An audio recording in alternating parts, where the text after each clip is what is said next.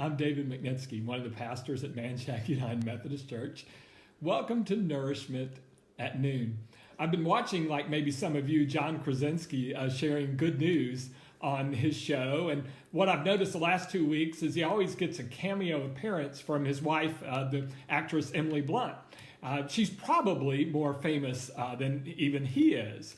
So that got me to thinking as I was working on this for this week, who's more famous in our house, in our neighborhood? And clearly it's our dog, Zoe. A lot of people in the neighborhood may not know my name. They may not even know my wife's name, but they do know our dog, Zoe. So I just wanted you to see Zoe so you could know her as well. Anyway, I'm glad that you have joined us. We're here each weekday at noon with what we call Nourishment at Noon. Tomorrow, Kim will be here, and then on Friday, Pastor Jason or Pastor Chanson will be with us. Thank you, Zoe, for your cooperation today. I guess she's saying you're welcome. I'm not sure.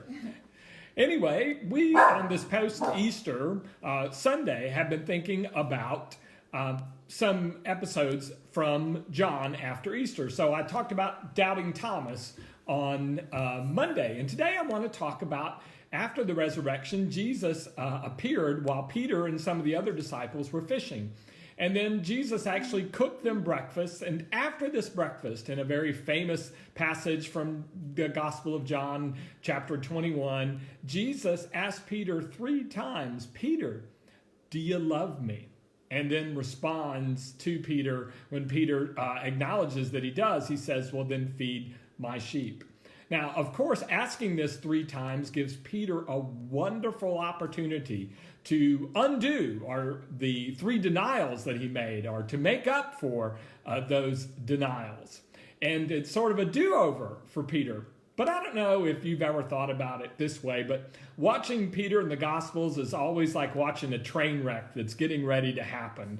It's like watching an accident you know is going to happen. Somebody's going to knock over their milk or knock something off a table. You know it's coming.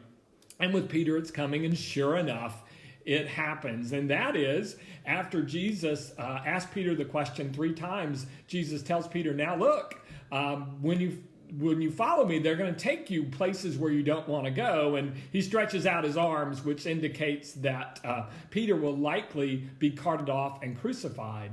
And then after saying this, he gives Peter this instruction: "Follow me." A wonderful opportunity for Peter to fix all that had gone on in the past and say, "I will follow you, even if it's to death." Because Peter has a new assignment and a new job. But instead, Peter, he had to mess it up. And so instead of saying, "Yes, I'll follow you, Lord," Peter looks over at John and says, "Well, what about him?" And in one of the great quotes, I believe, in the Bible, Jesus simply looks at Peter and says, "What is that to you?" You should memorize that verse. I bet you can use it on a number of occasions. And so I think to myself, what's Peter's problem? Is he just too impetuous? Is he immature? Evidence indicates he's the oldest of all the disciples. What is going on? Does he just not have a filter? Well, here's my sense. In the specific situation today, Peter's problem is a problem many of us share. Peter suffers from the problem of comparison. And so he wants instead to follow his journey and learn more about his journey from Jesus. He wants to turn the focus off, well, what about him? Does John have to go through this stuff that I'm going to go through? He can't focus on his own life. He has to compare it with the life of somebody else. I've learned and remembered actually a saying I learned a long time ago, which is this: comparison kills happiness.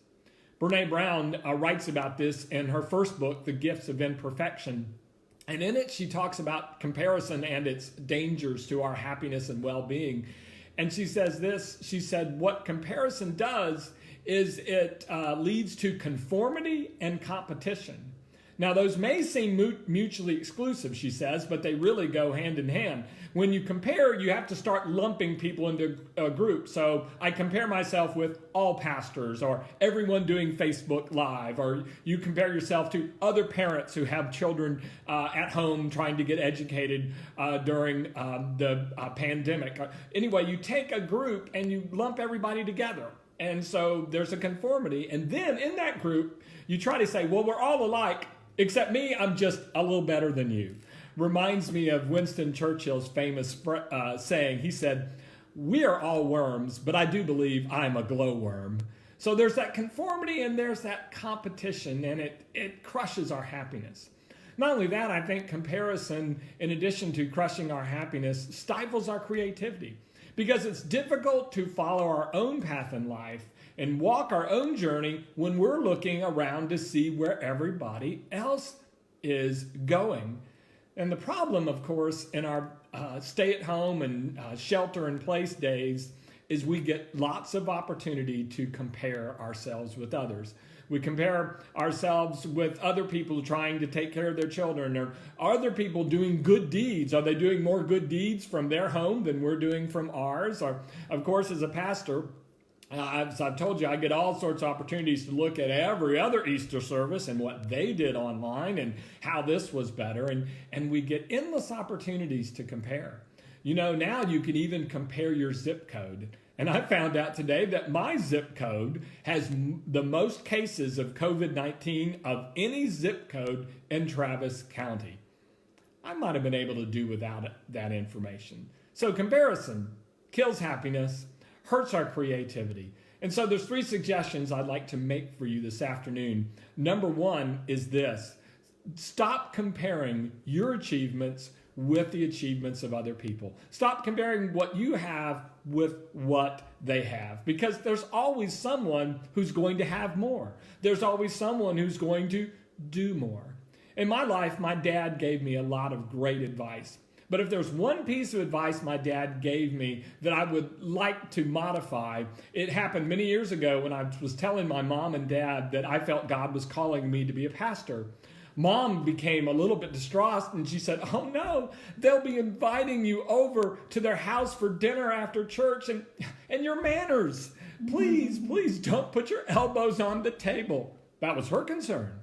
Dad thought about it for a moment. It was obviously not the career choice he had in mind for me, but he said this. He said, well, David, doesn't matter what you do as long as you're the best.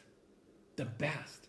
How do you get to be the best? How do you know that you're there? Do you ever rest? And you can only be the best by comparing yourself with others.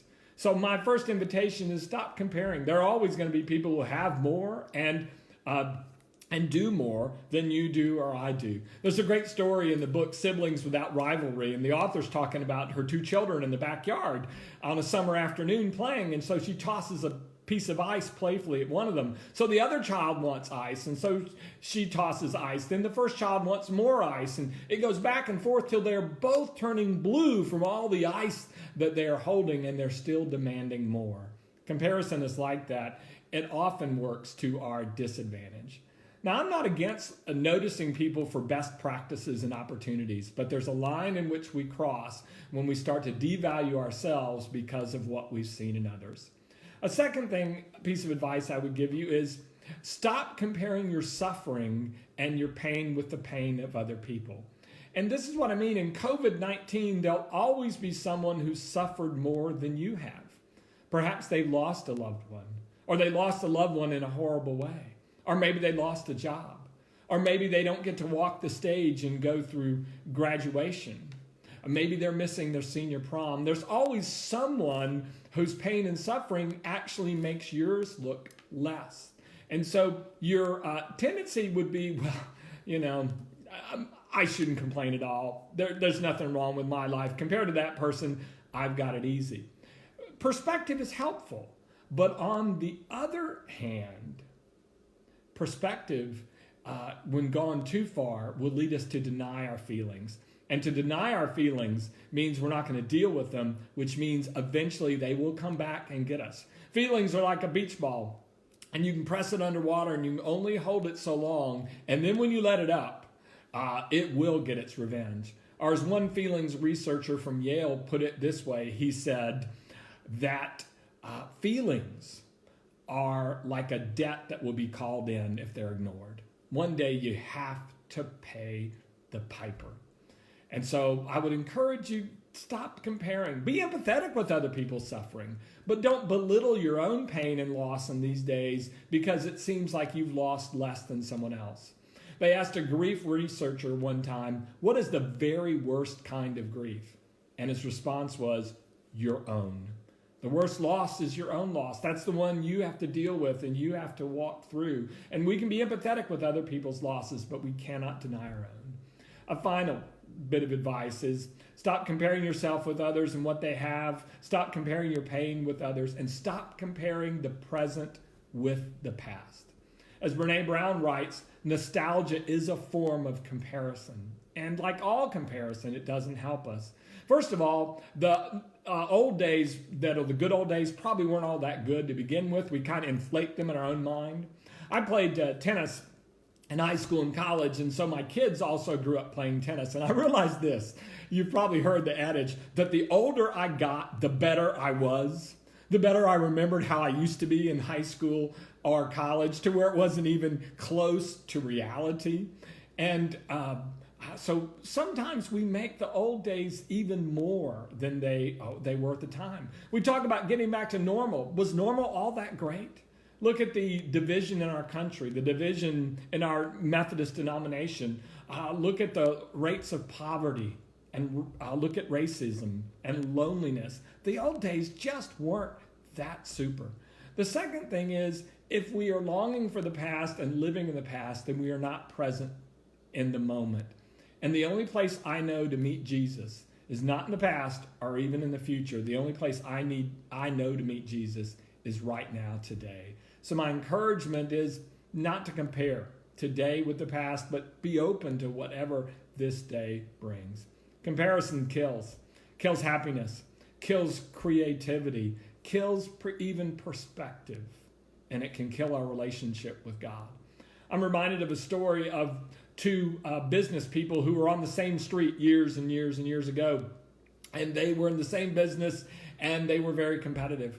One night, an angel decided to do something about it and came to one of the men who was in competition and said, look, I will give you anything you ask for. I will grant it on one condition. Whatever I give you, I'm going to give twice as much to your competitor down the street.